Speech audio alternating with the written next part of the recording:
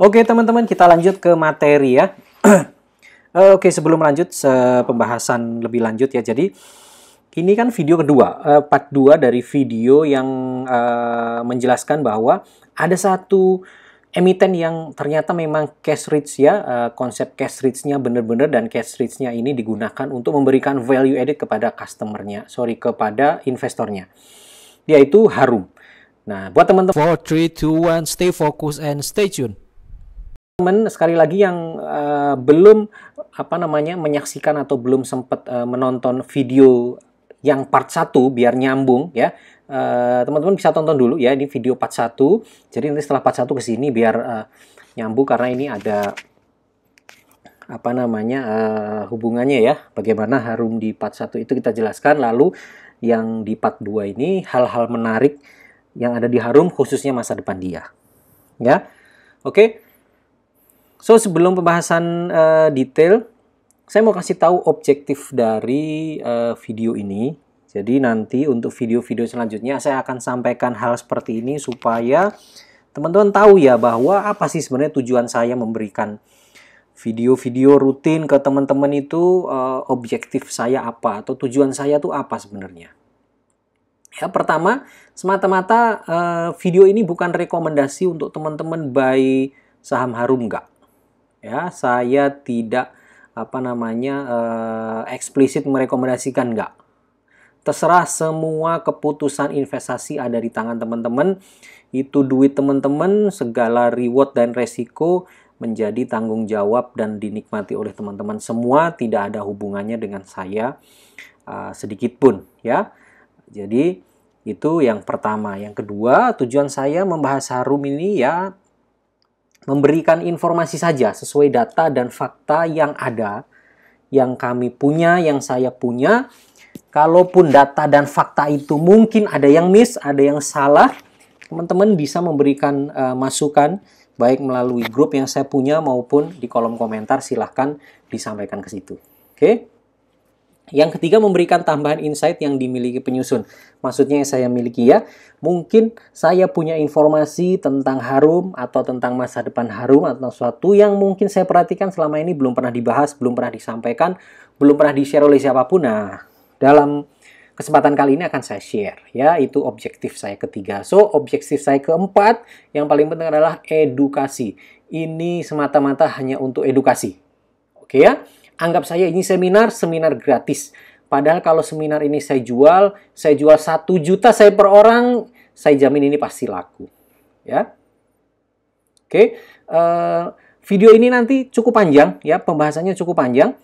Buat teman-teman yang ingin videonya hanya 5 menit ya, hanya 5 menit dan cuannya ratusan persen, mungkin Anda salah masuk channel ya. Mungkin tidak cocok masuk channel saya, karena channel saya adalah edukasi dengan video yang panjang, karena kami detail menyampaikan supaya teman-teman cerdas. Kalau teman-teman hanya mau video yang 5 menit, mungkin tidak perlu ditonton ya, tidak perlu dilanjutkan. Tapi buat teman-teman yang mau cerdas, saya jamin isi video ini belum pernah dibahas oleh siapapun, belum ada orang yang mau share detail seperti ini. Oke? Ya, saya lanjutkan ya.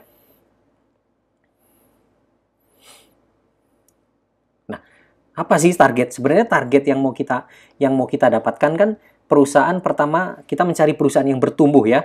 Kalau dalam hal ini Harum, artinya kita pengen Harum ini menjadi perusahaan yang bertumbuh sehingga menarik ya. Apakah bertumbuh atau enggak? Kalaupun misal sekarang tidak bertumbuh, apakah Harum punya potensi untuk bertumbuh? Nah, nanti kita lihat. Tapi target kita sebenarnya ya, target kita itu kan kita mencari perusahaan yang bertumbuh. Karena pertumbuhan itulah yang akan diikuti dengan pertumbuhan harga sahamnya.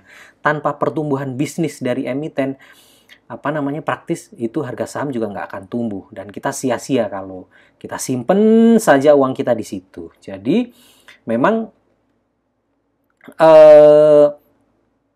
kita ya carilah perusahaan yang bertumbuh. Itu pertama. Kedua, perusahaan yang memberikan nilai tambah. Nilai tambah ke siapa ya? Nilai tambah ke investor lah tentunya ya. Karena posisi kita investor, kita mencari perusahaan yang memberikan nilai tambah. Jadi nanti target kita dalam pembahasan video ini, kita akan sesuaikan apakah fakta-fakta, data-data, kejadian-kejadian, aksi-aksi korporasi yang dilakukan oleh Harum itu memenuhi dua kaidah ini, apakah yang dilakukan Harum itu menuju perusahaan yang akan bertumbuh, apakah yang dilakukan Harum itu akan memberikan nilai tambah ke investor, ya, terutama keep minority interest, ya, kepentingan dari pemegang saham minoritas kecil-kecil seperti kita, apakah itu diperhatikan. Kemudian yang ketiga, tata kelola yang baik. Kalau tiga-tiganya ini masuk akal dalam jangka panjang, ya artinya sebenarnya Harum layak investasi. Oke ya. Kemudian kalau ditanya, Mas AS apakah punya Harum? Ya, saya punya Harum tapi nilainya kecil. Kenapa kecil? Karena buat saya dalam waktu dekat ini ada beberapa saham yang lebih menarik dibandingkan Harum. Saya punya karena saya sudah mulai memiliki memiliki view tentang Harum bahwa Harum masa depannya bagus. Ya, Harum masa depannya bagus, jadi saya mulai masuk walaupun nilainya masih kecil. Kira-kira begitu. Saya lanjutkan ya. Oke. Dalam video yang pertama, waktu itu saya membahas mengenai singkat bahwa Harum ini kan case-nya besar. Lalu cash itu didapat dari mana? Yang saya bahas di porsi laporan keuangan saat itu hanya profit and loss. Gimana kondisi Harum, kondisi bisnisnya ya pada saat semester 1 ini per 30 Juni 2020, bagaimana postur dari laporan keuangan khususnya profit and loss pada saat ini. Jadi di video pertama itu saya jelaskan bahwa ternyata uang cash yang kita bilang cash rich ya, jadi banyak uang cash yang ada di neracanya Harum itu memang Harum manfaatkan sebaik-baiknya sehingga Harum memang mencatatkan profit atau paling tidak mempertahankan profit di kala kondisi bisnis yang buat emiten batubara memang kondisi saat ini ya babak belur ya, sudah harganya turun, kena Covid pula. Ya, tekanan demand, jadi ya memang emiten batubara saat ini kalau dibilang menarik masih jauh ya, karena sentimen positifnya memang belum ada selain dari China yang mulai expand, itu aja yang mulai normal dan mulai meningkatkan aktivitas ekonomi. Selain itu memang belum ada. Tapi Harum saat ini mampu memanfaatkan uang cash yang dia punya guna mempertahankan posisi profitnya, dan itu sudah kita jelaskan di video yang pertama. So, video kedua ini saya akan menjelaskan ya secara objektif tentang kualitas aset Harum, karena uang cash itu kan adanya di aset ya. Nanti bagaimana uang cash yang dimiliki Harum itu, apakah benar-benar dimanfaatkan Harum dengan sebaik-baiknya. Di luar profit loss kita lihat posisi asetnya Harum, nanti ada posisi hutang juga. Nah, nanti kita lihat seberapa aksi korporasi atau apa sih yang manajemen Harum lakukan.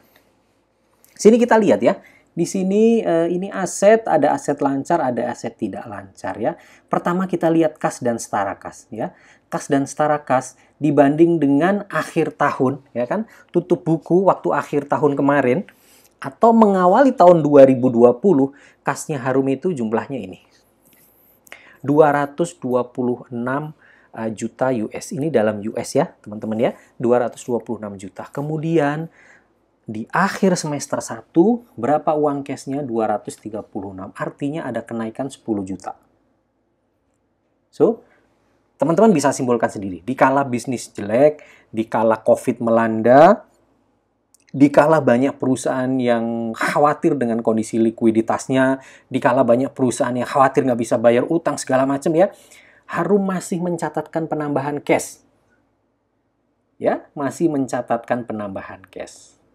Ya, ini di luar kondisi bisnisnya profit atau loss, di luar penurunan penjualan, tapi realnya ya posisi kasnya. Jadi secara bisnis selama 6 bulan itu Harum menambah pundi-pundi uang cash. Kira-kira begitu, simpelnya kan begitu. Kalau kita menggunakan sudut pandang cash ya, kan ada tuh perusahaan yang nggak apa-apa lah rugi, yang penting ada uang cash masuk gitu ya. Nah, ini ternyata Harum dari view yang penting ada uang cash masuk, Harum mencatatkan penambahan cash. Oke, selama 6 bulan atau semester pertama mencatatkan penambahan cash sebanyak 10 juta.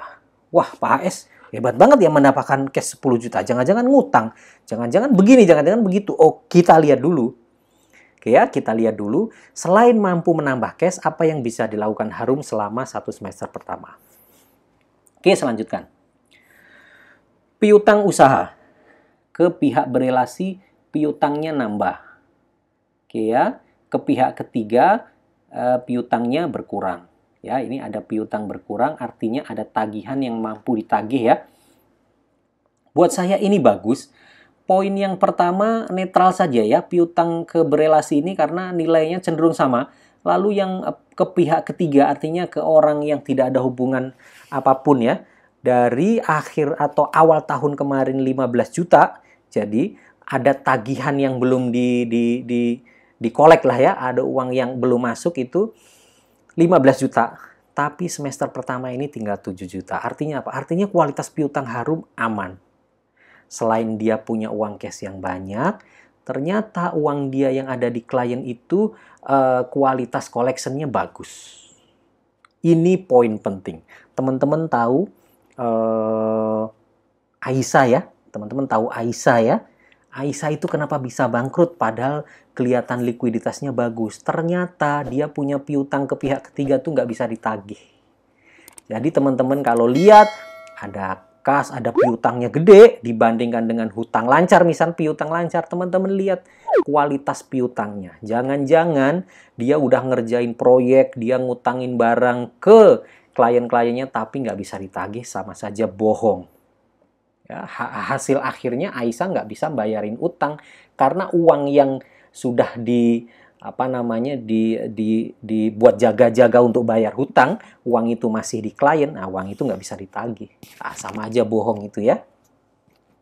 Oke, saya lanjutkan ya. Kemudian selain piutang usaha, ada piutang lain-lain, nilainya kecil. Ini praktis tidak perlu kita bahas karena nggak signifikan ya. Ini piutang lain-lain, nggak ada hubungannya dengan kegiatan usaha. Kemudian persediaan, lihat persediaan. Dari awal tahun kemarin 16 juta, persediaan ini batu bara dinilai dalam uang ya, dinilai diuangkan. Dari persediaan 16 juta, persediaannya tinggal 12 juta. So, apa yang saya lihat di sini? Yang saya lihat di sini Harum ini efisien. Dia tahu semester ini penjualannya sekian. Dia tidak mau gegabah produksi sebanyak-banyaknya, dia tetap bekerja seefisien mungkin. Yang kita jual batu bara yang kita jual hanya bisa sekian, kita produksi sekian saja. Karena memang penjualannya hanya sekian. Supaya apa? Supaya biaya produksi kita nggak naik, supaya biaya administrasi kita nggak naik, supaya overheadnya juga nggak gede. Karena pada video pertama kemarin, kita sudah lihat ya, di postur profit loss Harum bahwa gross profit marginnya tuh membaik. Artinya penurunan penjualan atau penurunan produksi itu diikuti oleh penurunan biaya yang lebih besar. Nah, ini artinya perusahaan ini memang bagus. Kalau buat saya, perusahaan ini bagus. Dia bekerja efisien, dia bekerja cerdas selain bekerja keras. Ya, dia nggak mau gegabah. Kelihatan di sini persediaannya turun. Jadi dia produksi berapa yang sesuai kebutuhan saja karena persediaan masih banyak. Jadi dia sebagian diambil dari persediaan. Oke ya, uang muka pemasok relatif sama, netral saja. Biaya di muka ada kenaikan, aset lancar like-nya ada kenaikan sedikit. So, dari posisi aset lancar, kesimpulan saya ya, objektif saya, kondisi Harum saat ini dalam kondisi sangat sehat, efisien berproduksi, prudent dalam melakukan produksi, dan ini bagus, ini perusahaan yang bagus, yang sebenarnya Mas layak ya untuk investasi. Dari sisi sini dulu ya, nanti sisi dari aspek lain nanti kita lihat. Oke, selanjutnya ke posisi aset tidak lancar ya, aset tidak lancar. Pertama, investasi keuangan tahun kemarin hanya 648.000. Ini praktis sebenarnya nggak ada investasi keuangan yang berarti ya. Ini kecil sekali, kalaupun ada gain dari sini ya kecil sekali. Tapi tahun 2020 Harum melakukan satu lompatan ya, satu bisnis lompatan baru, keputusan baru. 32 juta itu buat saya uang yang cukup besar. Jadi ini adalah aksi korporasi yang memang serius yang Harum lakukan. Nanti kita lihat seserius apa, masa depan seperti apa yang akan diharapkan Harum dari investasi keuangan ini. Tapi poinnya adalah Harum saat ini punya investasi keuangan yang nilainya cukup besar, 32 juta. Oke ya, yang lain-lain praktis tidak ada yang spesial. Aset pajak tangguhan, goodwill ini netral-netral saja. Aset tetap juga netral, turun karena ada depresiasi. Properti juga turun karena depresiasi seperti biasa. Ya, aset hak guna tambah sedikit. Aset tidak lancar lainnya ini juga netral. So, untuk aset tidak lancar, pointer saya ada pada investasi keuangan. Ya, pada aset lancar sudah bagus, kasnya naik, piutangnya turun. Ya, semuanya bagus berjalan. Pada aset tidak lancar juga harus mendapatkan satu investasi keuangan sebesar 32 juta. Nah, apakah ini bagus Mas SS? Nanti detail saya lihat, tapi satu saja. Investasi keuangan ini sudah menghasilkan cuan ya, sudah menghasilkan profit sebanyak atau sebesar 5 juta US. Nah, dari aset tidak lancar berbentuk investasi keuangan inilah Harum mampu menutup penurunan laba dari bisnis utama, sehingga labanya pada semester 1 ini ya sebenarnya naik sih dibanding tahun lalu, tapi kenaikan terbesar itu kan karena ada forex gain ya, ada selisih kurs. Di luar selisih kurs itu sebenarnya labanya Harum masih stabil dibanding dengan emiten-emiten batubara lain yang turun. Laba Harum stabil karena apa? Salah satunya karena investasi keuangan ini yang sudah gain 5 juta US dollar. Artinya ya aksi korporasi yang dilakukan oleh Harum sudah tepat, sudah bagus di saat yang tepat, bisa memberikan hedging ya, hedging atau pengaman dari sustainability labanya Harum di tahun 2020 ini. So, saya lanjutkan ya, ini aset. Terus kita lihat posisi liability. Liability itu kewajiban ya, utang usaha, utang non usaha, utang bank kalau punya, itu semuanya masuk dalam liability. Jadi kalau di aset itu kan kita hitung kasnya nambah apa enggak, ada aset yang potensi berbahaya apa enggak. Tadi semua kita lihat enggak ada. Bahkan potensi ada enggak kredit macet dari kliennya juga enggak ada. Semuanya aman-aman saja ya. Terus kas bertambah, utangnya bertambah enggak ya, kita lihat. Nah, sekarang ini kita lihat nih posisi liability ya. Kita lihat liability jangka pendek, utang usaha. Utang usaha pihak ketiga turun dari 17 ke 9 juta. 17 juta ke 9 juta. Ini luar biasa bagus. Lihat, teman-teman pikirkan. Harum uang cashnya nambah. Terus uang Harum yang ada di luar bisa ditagih. Harum bisa investasi yang untung. Nah, di posisi hutang pun Harum malah nggak nambah. Harum ngurangin hutang. Tuh, orang hebat apa nih ya company ya? Dari 17 juta udah dibayarin tinggal 9 juta. Oke, pihak berelasi kecil. Nah, teman-teman liatin utang usaha seperti ke pihak berelasi ya. Kemudian ini juga ada piutang pihak berelasi. Ini lumayan kecil saja ya. Jadi tidak terlalu banyak tricky ke pihak berelasi. Ya, ini sebenarnya salah satu kunci perusahaan ini dikelola dengan tata kelola yang baik, nggak terlalu banyak tricky hubungan dengan pihak-pihak berelasi nggak terlalu besar. Utang usaha ke pihak berelasi juga kecil. Ya, ini beda dengan MBSS. MBSS itu utang gedenya ke Indonya sendiri. Jadi MBSS itu kerja buat Indi. Ya, mau MBSS rugi pun nggak masalah karena Indi sudah dapat duit dari bunga. Nah, kalau Harum nggak ada, dia tidak punya hutang ke pihak berelasi, kecil sekali, tidak signifikan. Oke, ini bagus. Kita lihat selanjutnya ya. Utang lain-lain ini sedikit, nggak terlalu signifikan. Saya lewati saja. Biaya yang masih harus dibayar ini naik. Ini biaya apa? Nah, ini dia nih ya, biaya yang masih harus dibayar. Saya ambil catatan 14. Ini ternyata royalti dan komisi. Kemudian ada biaya pengerukan. Pengerukan ini biaya untuk vendor mungkin belum dibayar, masih kita hutang. Kemudian biaya royalti dan komisi yang akan dibayarkan ke pemerintah, ini juga masih belum dibayarkan, masuk ke sini. Ini normal-normal saja karena perusahaan beroperasi, otomatis royalti bertambah. Ya. Kemudian utang kepada kepentingan non-pengendali. Ini non-pengendali, nanti saya jelaskan ke materi yang lain lah. Mungkin nanti saya akan buatkan materi bagaimana cara membaca laporan keuangan. Ada non-pengendali itu bagaimana. Tapi kira-kira ya ini netral saja. Nggak ada hal-hal aneh di sini.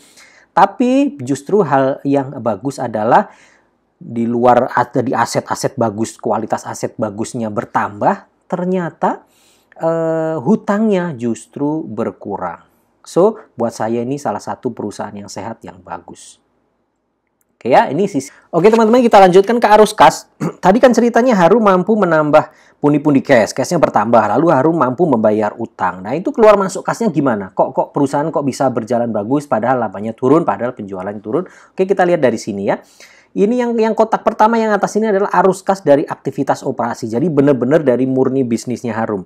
Dari dia produksi batu bara, dari dijual, setelah dijual itu dia punya uang masuk berapa, terus uang-uang yang bulan-bulan lalu yang belum ditagih itu masuk berapa, lalu yang keluar buat bayarin vendor biaya-biaya itu berapa, itu tercermin dari arus kas dari aktivitas operasi. Singkatnya, ada penerimaan kas dari pelanggan, ada pengeluaran-pengeluaran, pembayaran-pembayaran, segala macam ya. Di sini ada pembayaran, teman-teman bisa baca sendiri, ya, royalti, ke pajak, ke segala macam.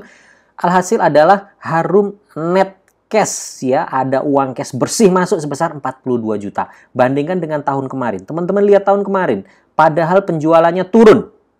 Ya, penjualannya turun, penerimaan kas dari pelanggan pun turun, tapi hebatnya uang net ya, uang bersihnya, jadi dia ada uang masuk itu turun dibanding tahun kemarin, tapi uang yang keluar turunnya lebih dalam lagi. Ini apa? Ini sign of efisiensi. Ya, teman-teman nanti coba baca laporan tahunannya Harum tahun 2009 yang dilaporkan di 2020. Tagline-nya memang efisiensi. Saya lihat di sini Harum cakep sekali dalam hal efisiensi.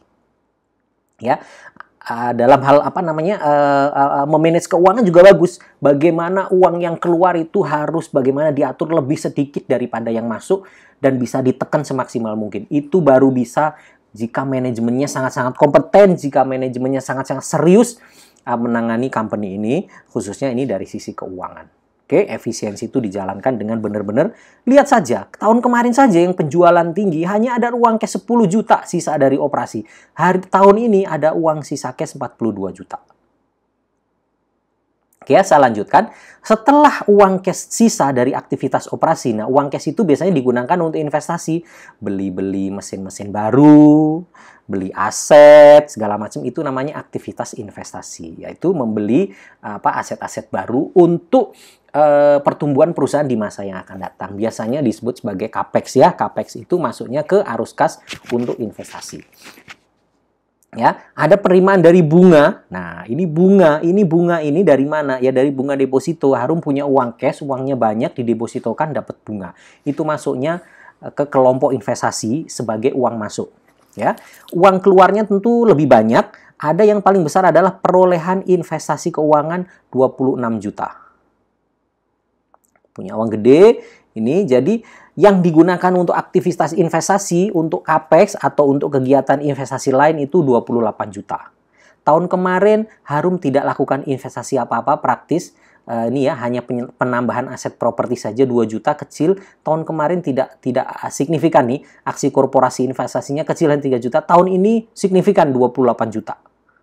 Oke, dari uang masuk 42 langsung dikeluarin 28 juta, tapi keluarnya bukan di sisi ini. Kalau keluarnya di sisi ini namanya tidak efisien. Ini hanya biaya-biaya. Harum pinter dikeluarinnya di sisi investasi. Kenapa? Karena ini akan memberikan nilai tambah di masa depan yang memberikan return. Masa S, emang bener ini perolehan investasi keuangan bener return? Bener, ini 26 ya, ini 26. Ini tadi loh yang saya cantumkan. Ya, 26. Sudah jadi 32, ini tadi. Jadi 28 ini teman-teman ya, 28 ini yang dilakukan di semester 1 ini pada tanggal 30 Juni, akhir 30 Juni nilai 26 ini sudah menjadi 32 sekian. Cuannya udah 5 juta lebih, hampir 6 juta. Ini kan catatan akhir semester 1, 30 Juni. Artinya ini dilakukan pasti sebelum tanggal itu, entah bulan dan tanggal berapa ini belinya nih. Beli investasi ini. Investasi kemana ini Mas AS? Nanti kita bahas di belakang. Ini yang menarik ini.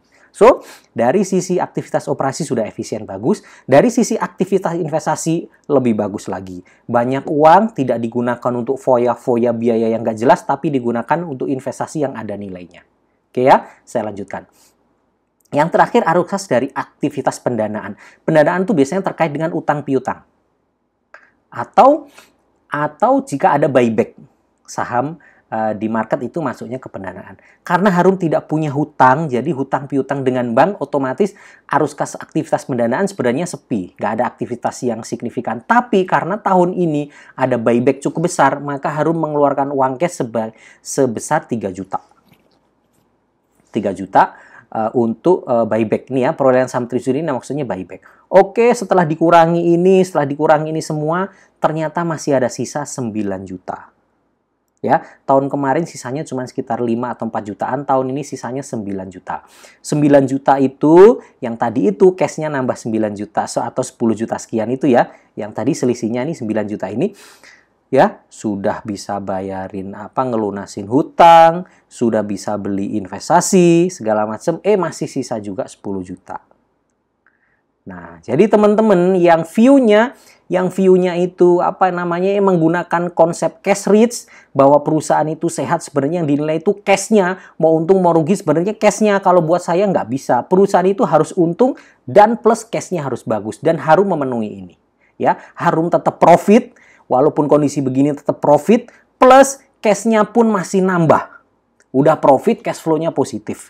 Itu the best company, perusahaannya bagus ya seperti itu. Oke ya, ini pembahasan saya ya, terkait dengan aset, liability, cash flow-nya sudah bagus. Oke, terakhir saya mau sedikit kembali. Ini materi yang sudah disampaikan di part 1 sebenarnya, tapi nggak ada salahnya. Saya lihat-lihat lagi, ini terkait dengan laporan laba rugi. Ya, laporan laba rugi, pendapatannya turun nih teman-teman ya. Teman-teman nih lihat pendapatannya turun dari 139 tinggal 102. Turunnya lumayan signifikan, tapi laba periode berjalannya naik. Ya, penjualan turun, laba bersihnya naik. Naiknya signifikan juga. Naiknya 9 jutaan. Itu didapat dari mana? Didapat dari sini nih teman-teman ya. Pendapatan lainnya 13 dan penghasilan keuangan 2 juta. Penghasilan keuangan ini dari bunga deposito, 13 isinya ini, 13 ini kira-kira 6 juta itu keuntungan forex, nggak bisa kita pakai. Jadi 13 dikurangi 6, kira-kira masih sisa 7.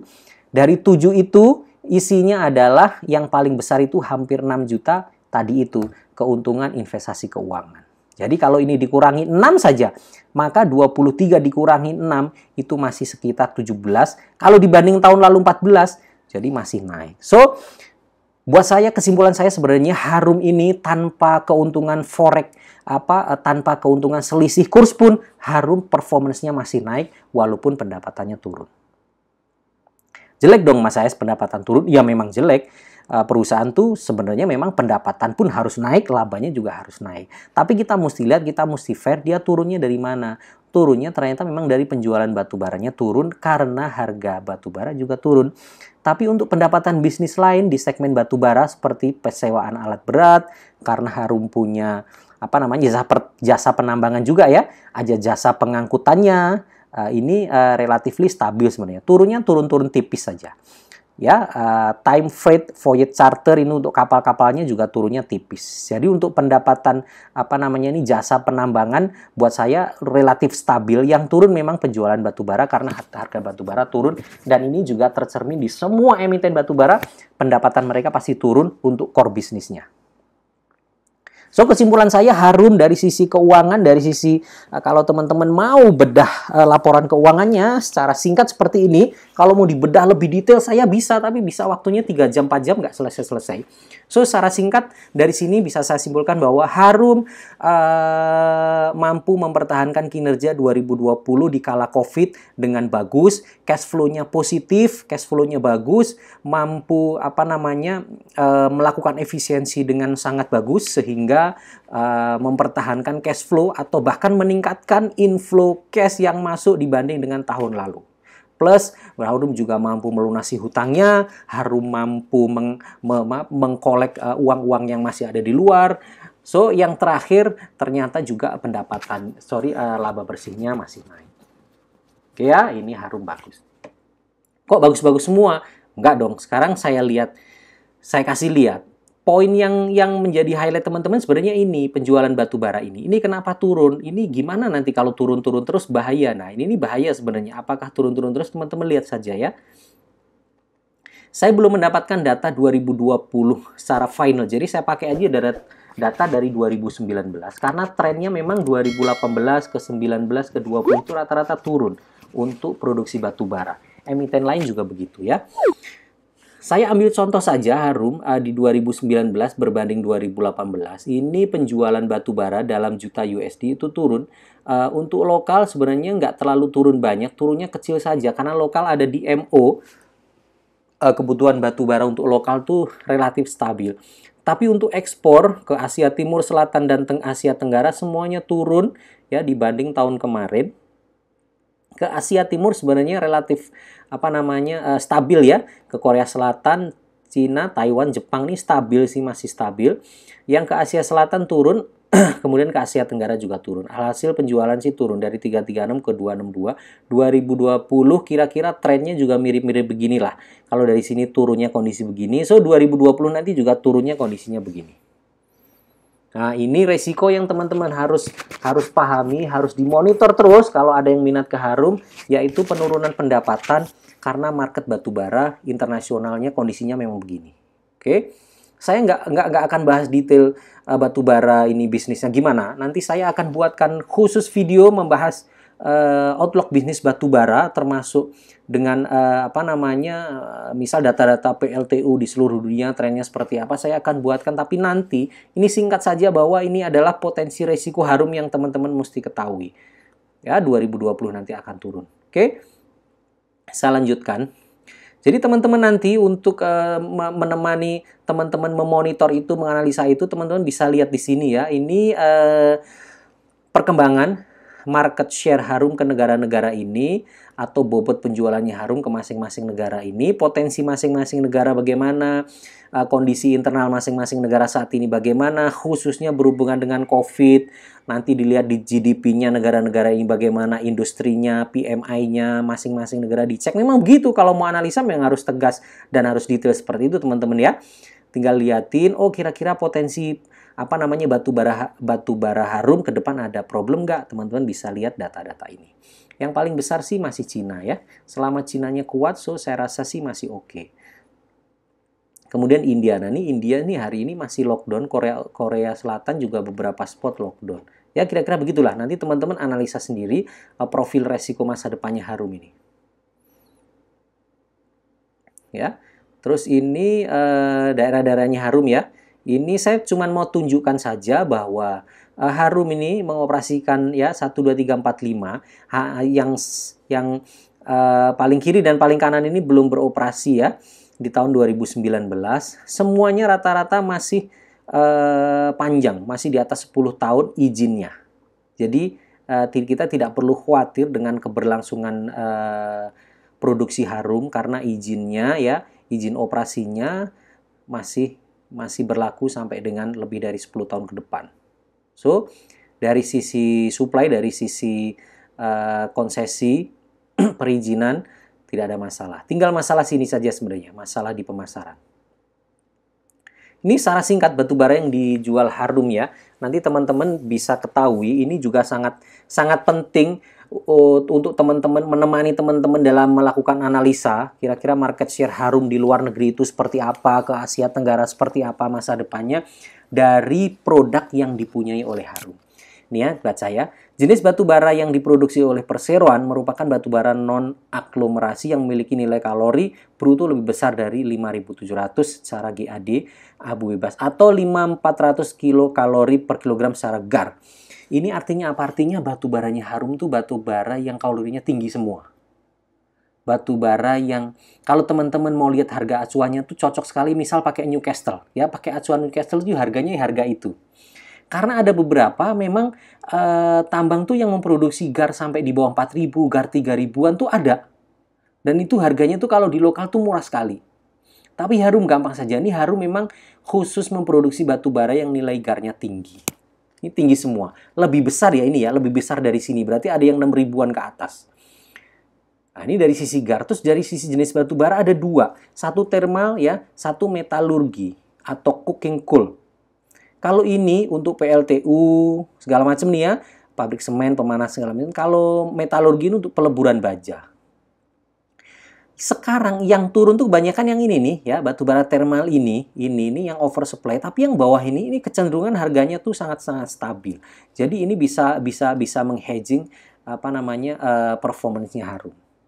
Paling tidak ini bisa menemani teman-teman lah untuk melakukan analisa Harum itu seperti apa, karena yang dipunya Harum seperti ini.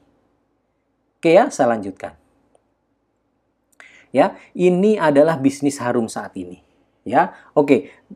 In the next slide ini agak apa namanya? Saya agak lompat sedikit dari bisnis batubara karena ini menarik. Saya mulai dari atas dulu. Ya, saya mulai dari view makro dulu, nanti baru kita ke mikro, baru kita fokus ke apa sebenarnya yang dimiliki.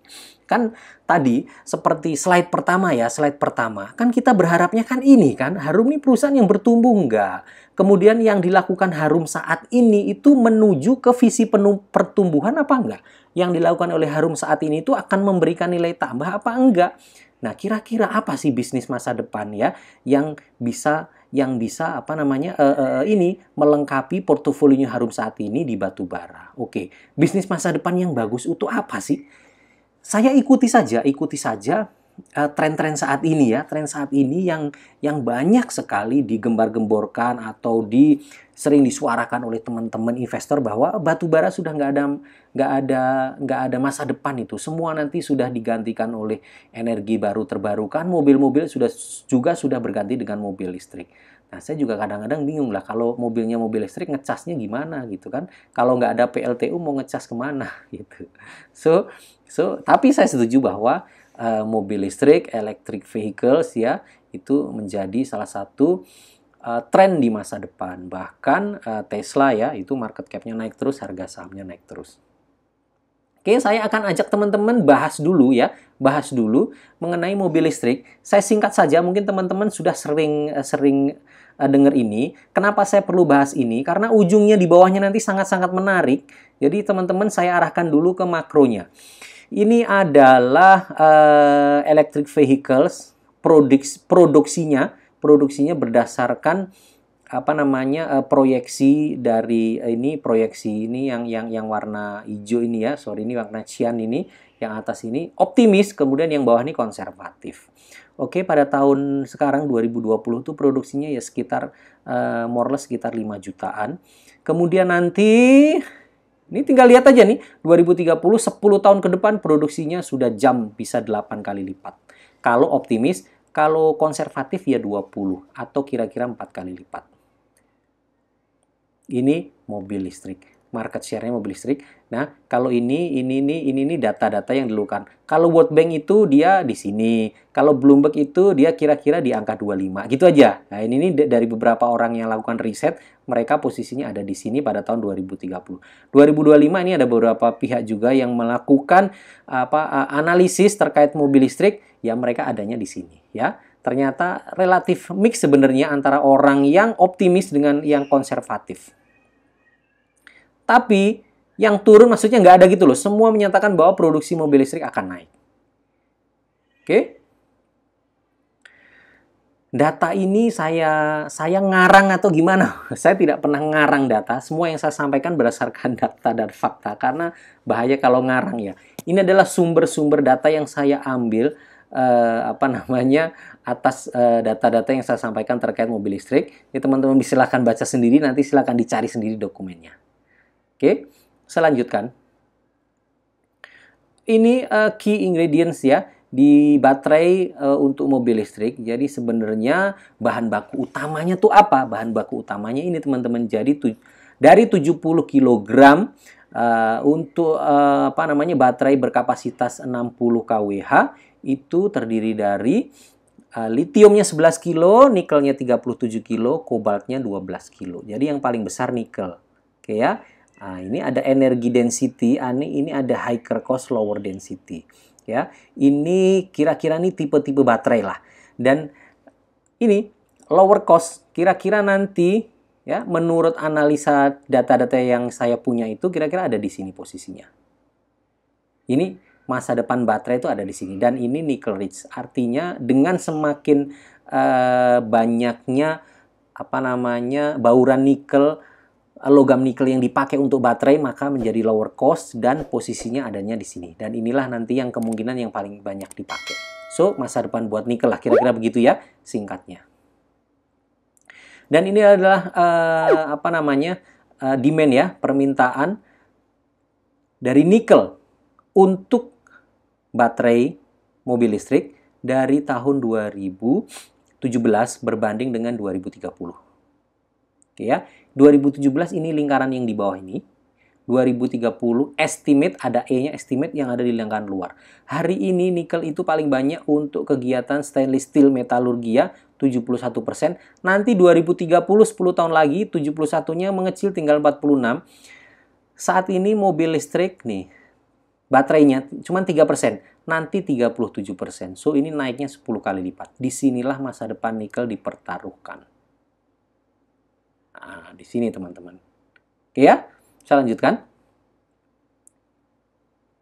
Ya. Jadi kira-kira ini Ini menyatakan bahwa ini potensi-potensi ya. Sampai dengan beberapa tahun mendatang, ini kemungkinan kebutuhan investasi di nikel yang dibutuhkan ya, 770 miliar, kemudian 40 miliar, kemudian kobaltnya ini juga sesuai dengan nanti demand-nya kedua logam ini. Kemudian untuk mobil sendiri sudah ada committed sekitar 150 miliar downstream industri. Ini diproduksi mobil listrik kira-kira sudah sebesar ini. So, ini kesimpulan saja buat teman-teman bahwa sebenarnya industri nikel ini memang bagaimanapun juga harus segera ada adjust di sisi harga ya, di sisi harga. Atau saat ini ya kalau kita lihat harga komoditi nikel itu memang tetap berusaha, komoditi nikel itu selalu berusaha dorong terus ke atas. Karena memang kondisinya seperti ini ya. Kondisinya seperti ini. Ya, secara detail saya tidak terlalu menjelaskan, tapi banyak sekali ya. Saya punya data lengkap ini, nanti teman-teman boleh kalau minta saya kasih.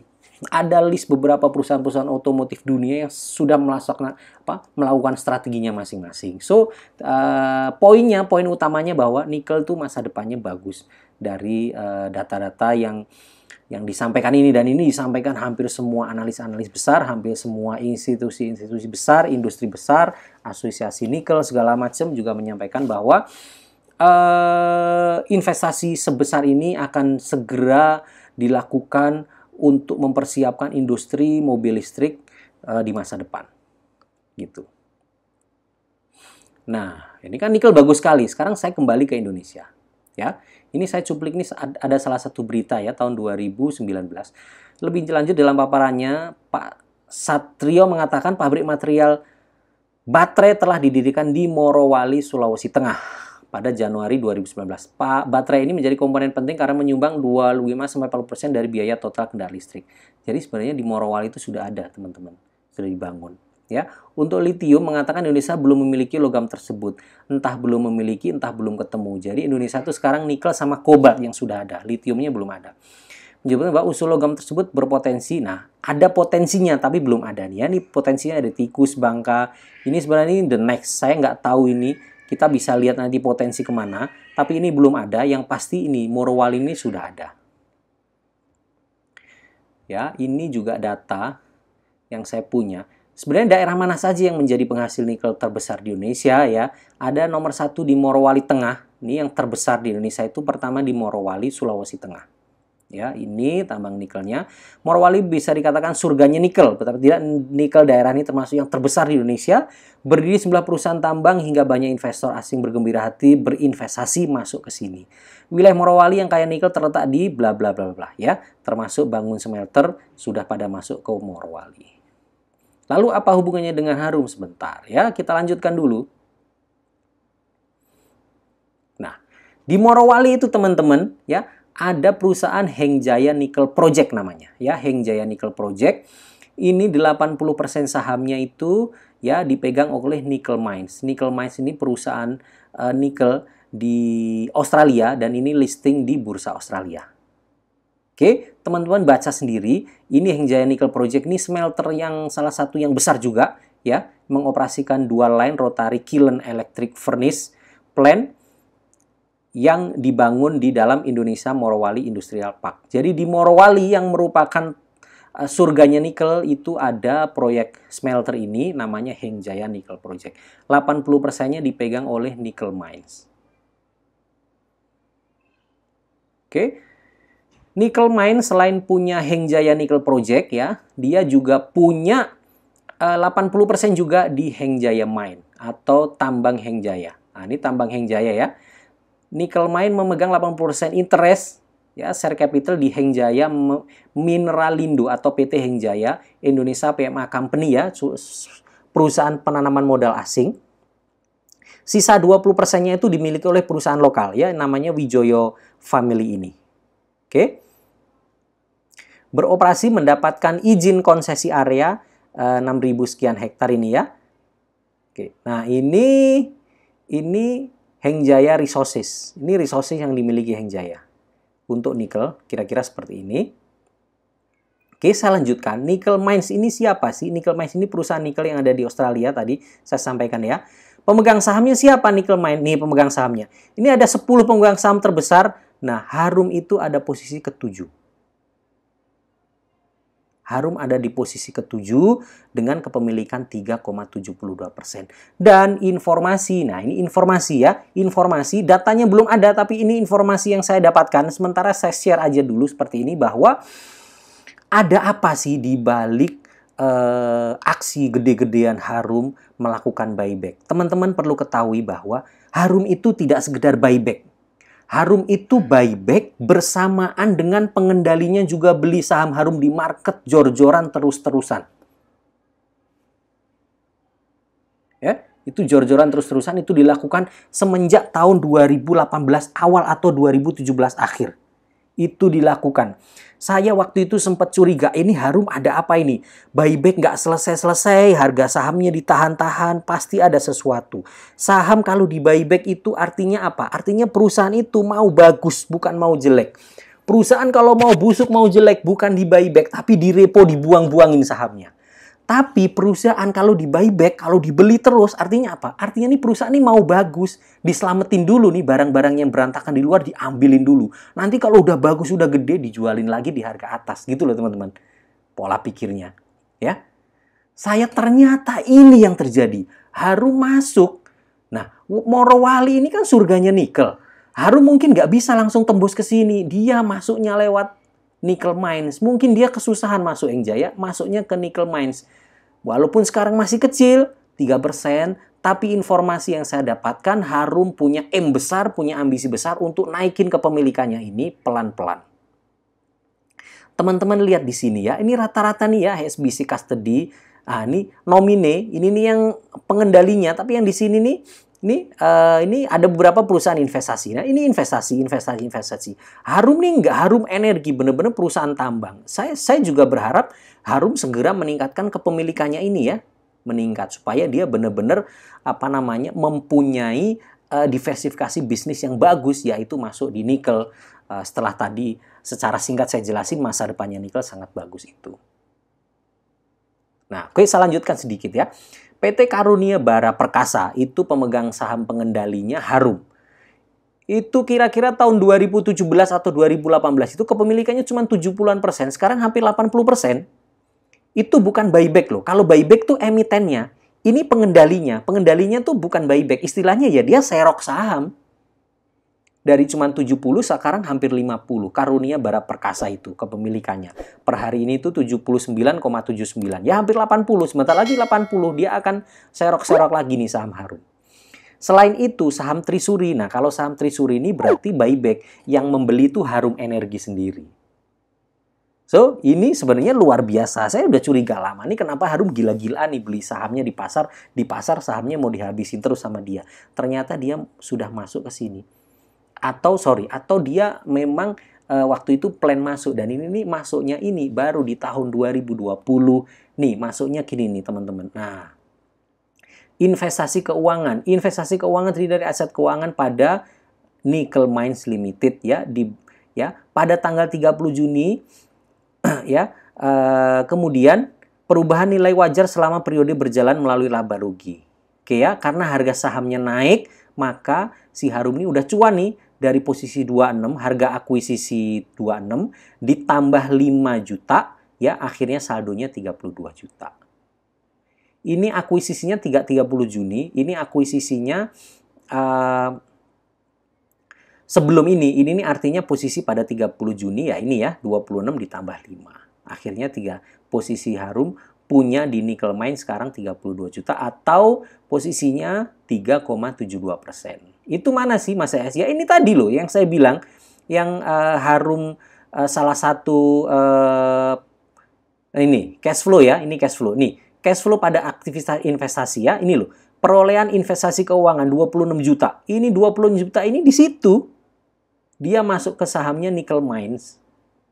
Ya, ini dia. Dia punya aset tidak lancar yang tadinya nggak ada, punya investasi keuangan, saldonya sekarang 32 juta. Nah, inilah yang saya bilang ternyata Harum ada rencana. Buat saya, ya ini melengkapi tadi hal-hal bagus yang saya sampaikan, bahwa mereka sudah membaca bagaimana batu bara ini masa depannya, bagaimanapun juga tetap ada ancaman, karena demand juga mulai berkurang dan Harum harus segera melakukan diversifikasi bisnis apa yang bagus, dan dia juga menangkap hal yang sama seperti yang ditangkap oleh banyak orang di masa depan itu, mobil listrik, nikel yang bagus, dan dia sekarang masuk nikel lewat Nickel Mine ini ya. Nah ini dia. Oke teman-teman, ini insight saya menutup serial ya part 2 mengenai perusahaan yang cash rich. Nah inilah sebenarnya kalau teman-teman mau nyari perusahaan yang cash rich, dianalisanya seperti ini. Cashnya itu digunakan kemana-mana, ada manfaatnya enggak. Ya kesimpulan saya, cash rich-nya Harum memang bisa dimanfaatkan, digunakan oleh manajemen dengan sebaik-baiknya, memberikan nilai tambah untuk perusahaan, plus memberikan nilai tambah tentunya untuk investor, untuk kita-kita. Dari mana nilai tambahnya? Orang dapat laba kok langsung masuk ke laba. Mungkin tahun depan bisa jadi dividen buat investor retail semakin gede karena sudah di buyback, labanya naik. Oke, itulah perusahaan yang cash rich dan yang bagus. Oke teman-teman ya, sampai ketemu di pembahasan-pembahasan lainnya yang tidak kalah menariknya. Mudah-mudahan berguna, sukses selalu buat teman-teman.